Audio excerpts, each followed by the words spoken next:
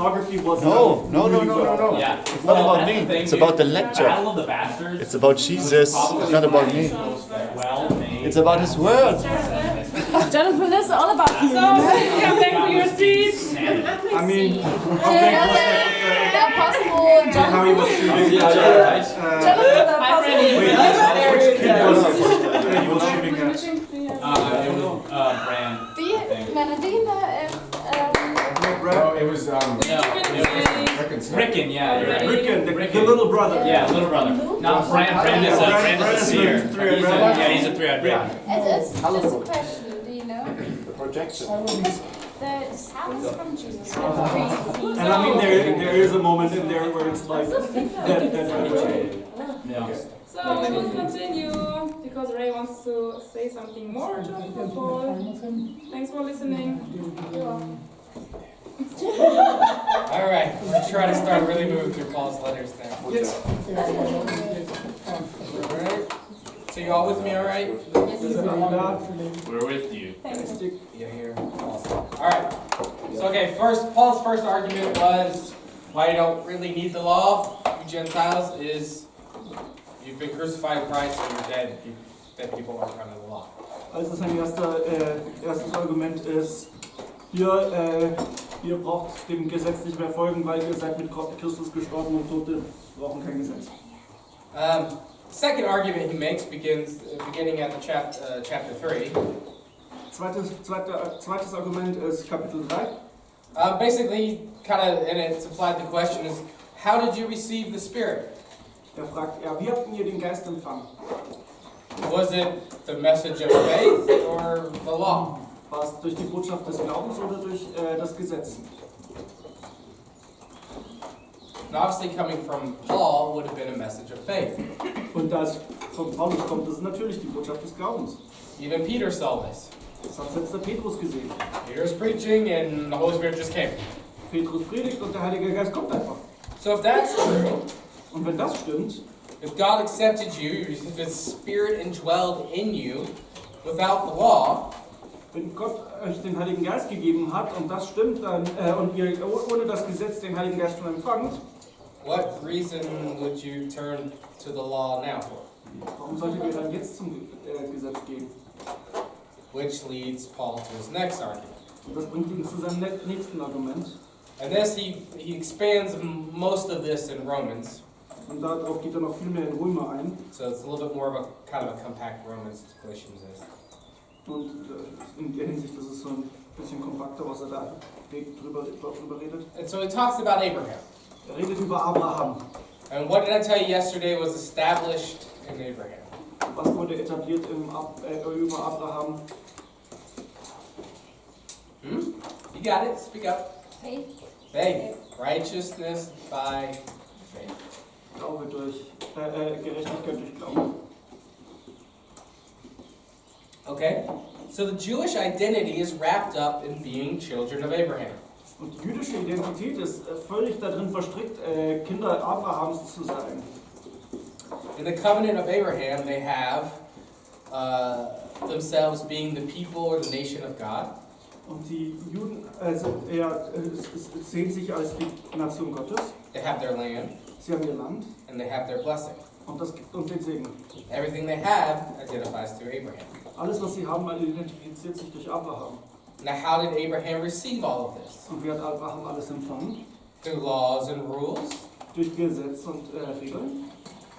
Galatians 3, chapter 3, verse 6. Galater 3, Vers 6. In the same way, Abraham believed God, and God counted him as righteous because of faith. Denn so war es auch bei Abraham. Abraham glaubte Gott und Gott erklärte ihn wegen seines Glaubens für gerecht. Now here's a really challenging statement for Jews. Und hier kommt eine harte Aussage für Juden. The real children of Abraham, then, are those who put their faith in God. Die wahren Kinder Abrahams sind also die, die an Gott glauben. How are you a child of Abraham? Wie wirst du ein Kind Abrahams? Is it being genetically a Jew? Is it following the law? Genetisch ein Jude zu sein, dem Gesetz zu folgen? No, it's actually having the faith of Abraham child of Abraham. Den Glauben Abrahams zu haben, macht dich zu einem Kind Abrahams. Faith in the ultimate promised son of Abraham. Glaube an den Sohn, faith in the ultimate son? The ultimate promised son, in Jesus. Okay, der Glaube an den ultimativen versprochenen Sohn Abrahams Makes you adopted into Abraham. sorgt dafür, dass du bei Abraham adoptiert wirst. What's more, the scriptures looked forward to this time when God would make the Gentiles right in His sight because of the faith God proclaimed this good news to Abraham long ago when He said, "All nations will be blessed through you." So all who put their faith in Christ share the same blessing Abraham received because of his faith. Doch nicht nur das, die Schrift wies bereits auf die Zeit voraus, in der Gott auch die Völker wegen ihres Glaubens annehmen würde. Gott hat Abraham die gute Botschaft schon vor langer Zeit verheißen, als er sagte, alle Völker werden durch dich gesegnet werden.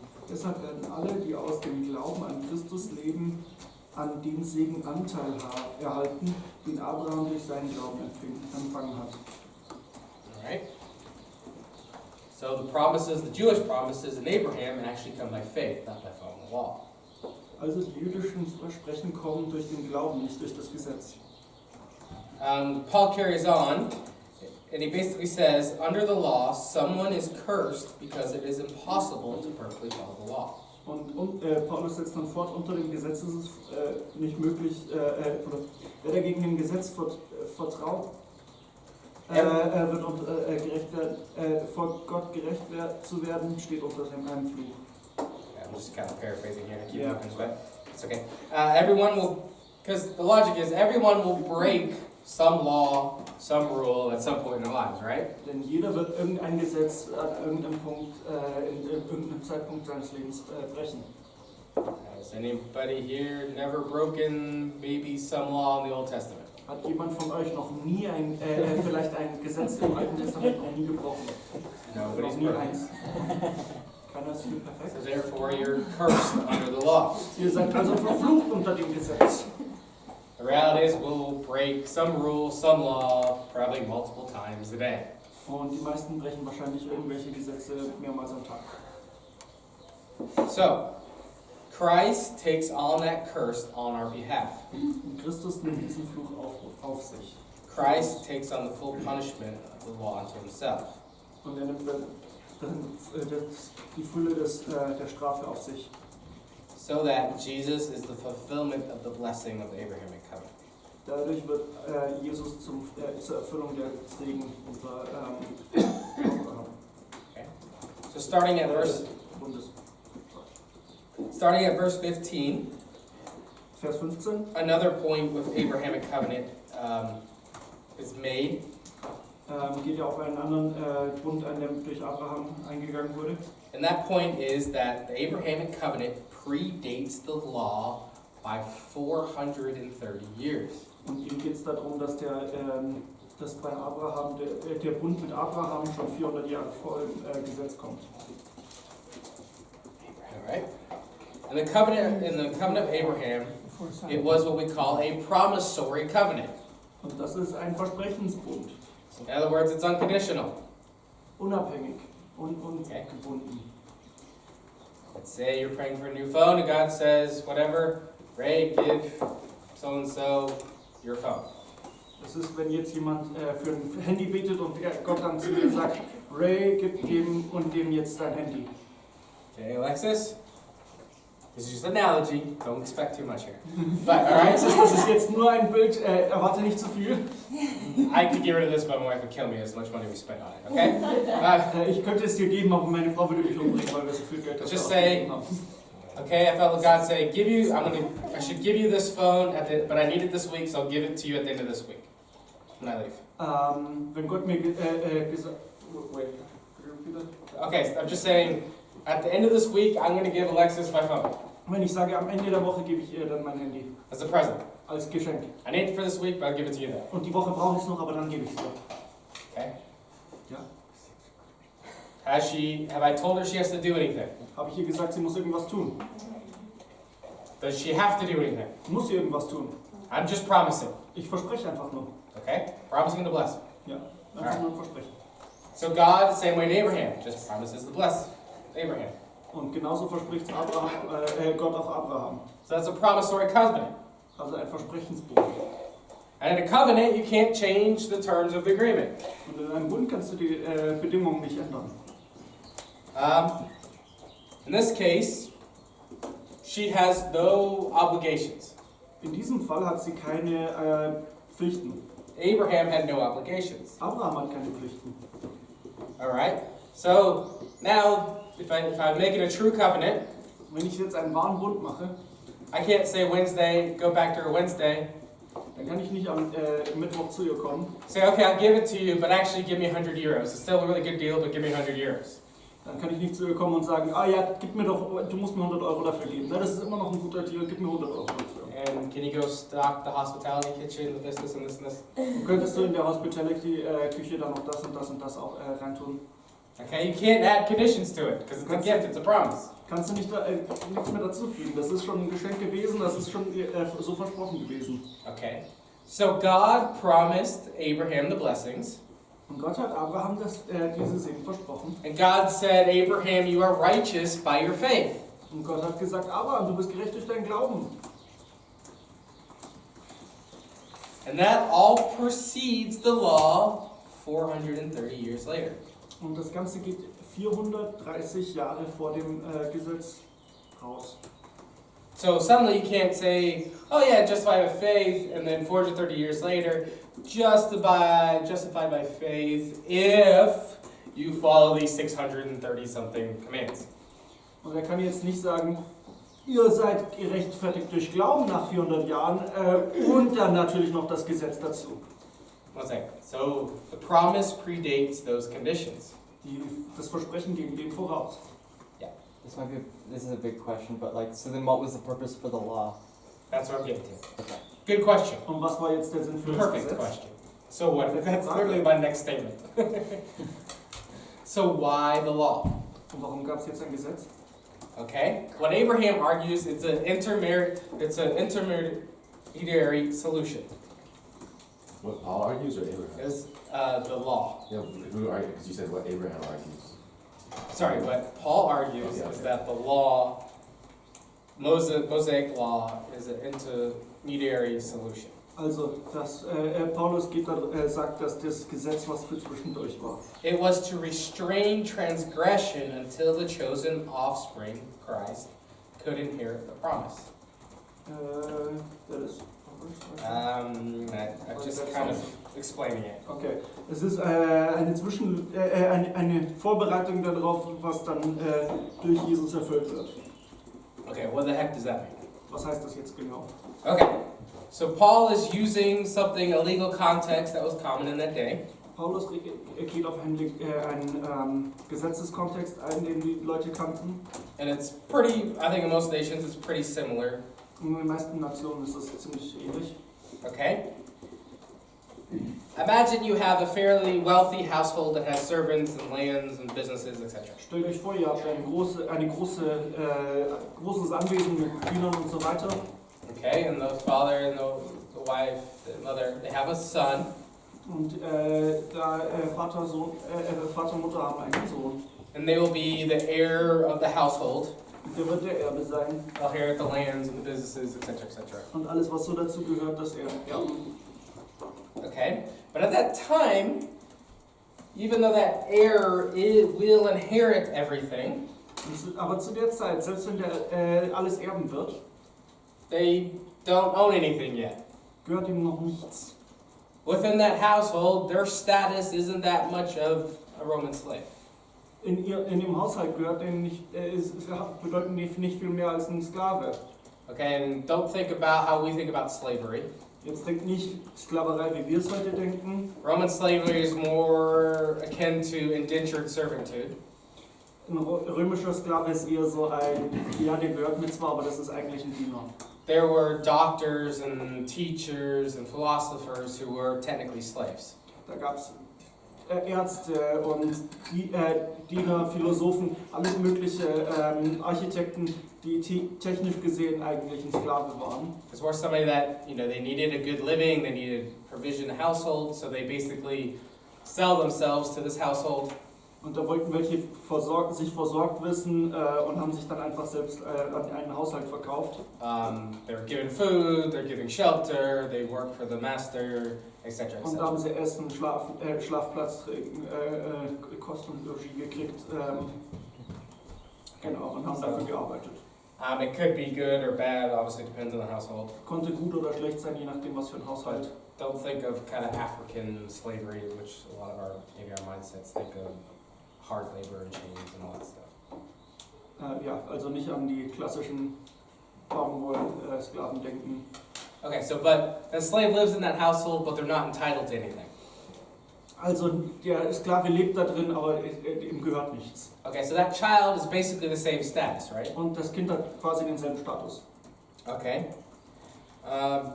So within the household, both the child and the slave are subordinate to the father or the master of the household.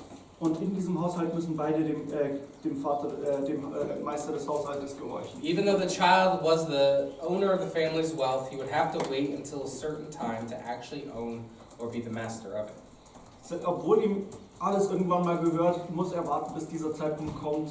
Bis dahin ist er nicht der Meister. Now, if the child was a minor and the father passed away, Und wenn das Kind jetzt minderjährig war und der Vater verstirbt, the child's 10, 12, less, whatever, und das Kind 10, 12 ist oder was, they have no idea how to manage a wealthy household. da haben die ja keine Ahnung, wie sie jetzt den Haushalt regeln sollen. So in that case, there's probably a will written up. Für den Fall ist wahrscheinlich ein Testament geschrieben. The child and the wealth will be put in a trust of guardians until an appointed time, age or time. Dann wird irgendjemand für das Kind das alles verwalten bis zu einem bestimmten Zeitpunkt. Which is pretty common today. Heute auch noch üblich. Okay, a lot of parents will write wills, and if they die while their children's young, there's a caretaker, and insurance policies go into a trust and take care of them, and then if there's something left over when they hit 30 or whatever, then they can access it all and do what they want. Ganz oft, wenn Kinder, wenn die Eltern versterben, die kommen zu irgendjemand, der auf sie aufpasst, und wenn sie 30 werden, können sie selber daran an, was die Eltern hinterlassen haben. So when the child reaches a matured age, he would receive the full inheritance. Also wenn das Kind volljährig wird oder ein bestimmtes Alter erreicht, dann darf er an alles ran. So we essentially go from a slave status to a master status, an heir Und wird dadurch status. vom Sklavenstatus zum Meisterstatus. Okay, so what Paul is arguing here is that, excuse me, the Mosaic law is kind of like that will. Und der Paulus sagt jetzt hier, ja, und das mosaische Gesetz ist eigentlich dieser Verwalter, zwischendrin der Vorstand. The law was the guardian of the promise of Israel. Das Gesetz war nur der letzten Endes die Person, die betreut hat, bis du reif genug bist, bis Israel reif genug ist. It gave the rules of the father to raise the child and protect the wealth. Hat Regeln vom Vater gegeben, um das Eigentum zu wahren. So the law was put there to guard Israel in its purpose. Also war das Gesetz da, um Israel in seinem Sinn zu beschützen. Okay, then the time, the age of Christ comes. Und dann kam die Zeit Christi. Christ is that promise, that ultimate promised child of Abraham. Christus ist das verheißene Kind Abrahams. Christ does his ministry, he's crucified, and is resurrected and raised to rule. Und er lebt und stirbt für uns und er steht auf, um zu herrschen. So now that will, that trust, that guardianship is no longer needed. Und somit ist jetzt der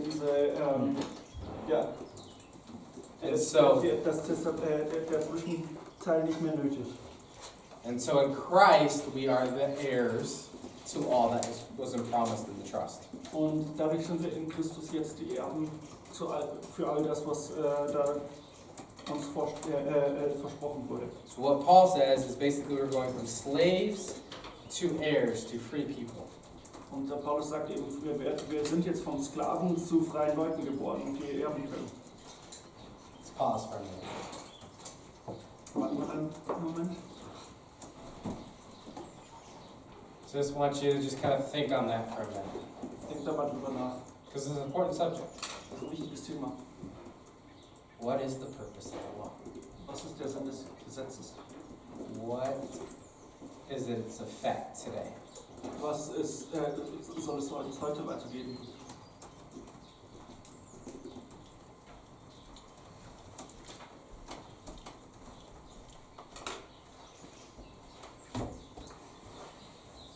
I don't know if it's too much per se, I just wanted to at least let that sink in. Wir wollten, dass das ein bisschen reinsickern kann. Okay. Yeah, Can I answer? yeah, go for it. I think This is open processing now. I think the law is to outline our sinful nature, how we can't fulfill it ourselves. Zum Markieren unserer sündigen Natur und wie wir uns nicht selbst erretten können. Yes? And I think also the law illustrates morality also. And so otherwise, like you were talking, morality is subjective if we just take it upon ourselves. But with a written law, there's a holy law that states what morality is. And then like Andrew says, it vastly shows us that we're incapable of this morality. Es zeigt uns Moralität und eigentlich auch, dass wir unfähig dazu sind. I'm not sure this is where Paul takes it, but I think it also shows us what God is like. Ich bin nicht sicher, dass Paulus das auch bedenkt, aber auf jeden Fall würde ich sagen, dass das auch uns zeigt, wie Gott ist. If we see this is how he wants us to live with each other in such a way that we can love each other, then that shows us something about God as well. Dass er sagen kann, okay, Gott möchte, dass wir so leben, das zeigt, dass er uns so gerne hätte. Yep. So what about the people that suffered under the burden of the law? Was ist jetzt mit den Leuten, die unter dem Gesetz gelitten haben?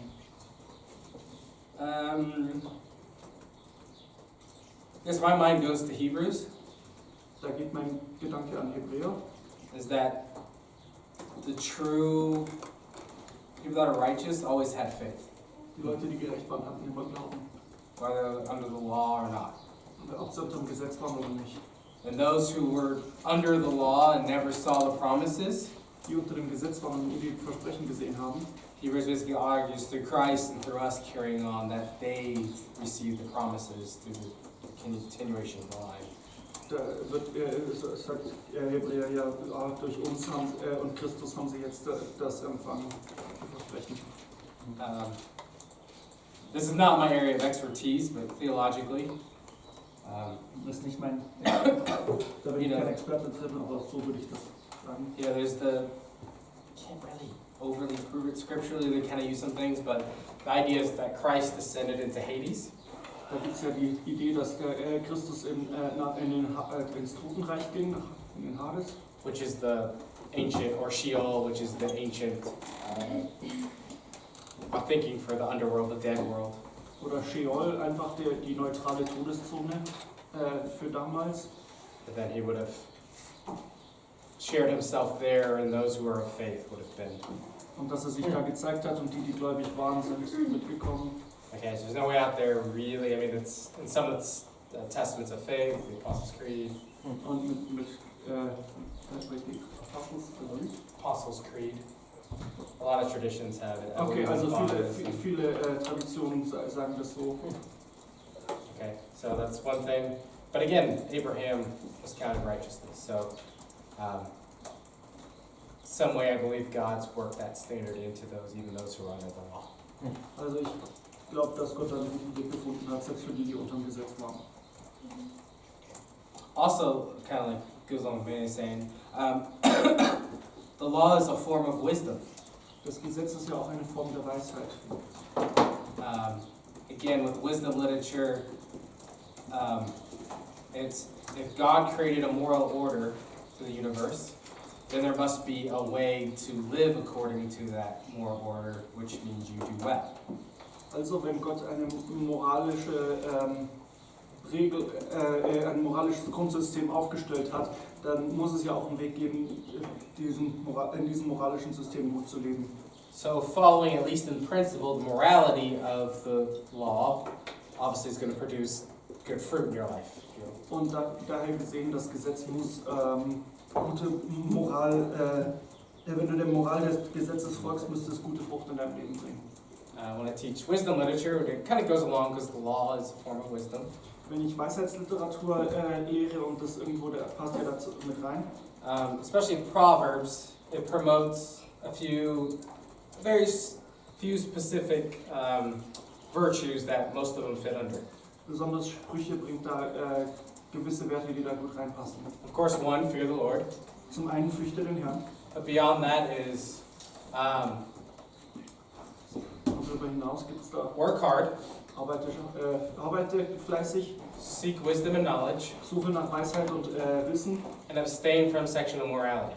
und sei sexuell in einem guten Bereich. Okay? Now I've heard in recent times they've done study on poverty in Western nations. Ich habe festgestellt, dass es wurde eine Statistik aufgestellt über Armut in westlichen Nationen. And they found out specifically if you complete like a high school level education, Und ich habe festgestellt, wenn du so einen Highschool-Abschluss machst, if you maintain full-time employment, wenn du eine vollzeitige Beschäftigung hast and you wait to get married to have kids, und du damit wartest, Kinder zu haben, bis du verheiratet bist, you have a 97% chance of staying out of long-term poverty. dann hast du eine 97%ige Wahrscheinlichkeit, nie in Armut zu geraten. The main virtues of the law and Proverbs are education, seeking, working hard, and abstaining from sexual immorality. Also die Hauptwerte der Bibel sind ja doch, oder des Gesetzes sind: arbeite hart, krieg Bildung und sei sexuell treu. So all that to basically say there is value in the morality and the principles of the law. Also man kann sagen, da ist Moral und Wert in den Prinzipien des Gesetzes. It can't make you righteous, but it can guide you how to live righteously. Es kann dich nicht gerecht machen, aber es kann dir zeigen, wie du gerecht leben kannst. Regarding the morality of the law, what about things like Jesus refuted, like an eye for an eye? He said, you heard this, but now it's changed. Or in modern day standards, there's parts of the law like treating slaves like property, or the view on women is, not based on Christianity. It's not very contemporary. Und das die Deutschen schon gerade verstanden. Honestly, I think the principles there is obviously justice, for one, for the eye and eye, but obviously he's making the point that we're all sinners. Also der Punkt des Gesetzes ist Gerechtigkeit, aber Jesus sagt, wir sind alle Sünder. Okay? Obviously culture has changed in regards to some women issues and different slaves and such. Und die Kultur hat sich verändert und da gibt es jetzt ein paar andere Probleme zur Zeit Jesu. But actually I know the like Old Testament law now, we think it's very some of the things it says about women and slaves and things. But for that time, it was actually super progressive. Also wir denken uns heute, wenn wir das Gesetz lesen, das klingt ja voll hart mit Frauen und Sklaven und allem, aber für die Zeit damals war das schon voll vorwärtsdenkend. In most cases, it gave women higher status than the surrounding nations. Es hat den Frauen eher höheren Status als niedrigeren gegeben. And a lot of stuff we may be looking from our point of view. Und wir denken, schauen uns das an und schauen von unserer Zeit an. We gotta realize the world has changed drastically. Und wir müssen aber realisieren, die Welt hat sich massiv verändert. Okay. And some of the things about, especially sexual immorality. Aber zum Beispiel sexuelle Immoral. I actually think the higher value in sexual morality is not sex in of itself, is that there was no birth control back in those days. Okay, also I can say that differently. Huh? Okay, so the higher morality of sexual morality is the family unit. Die höhere Moral in Sexualität ist die Familieneinheit. Okay, because there's no birth control back in those days. Zu der Zeit gibt es keine Verhütungsmethoden. So you sleeping around, Dass du rumschläfst, it's going to cause multiple babies by multiple fathers. wird verursachen, dass du viele Kinder von vielen Vätern hast. Who's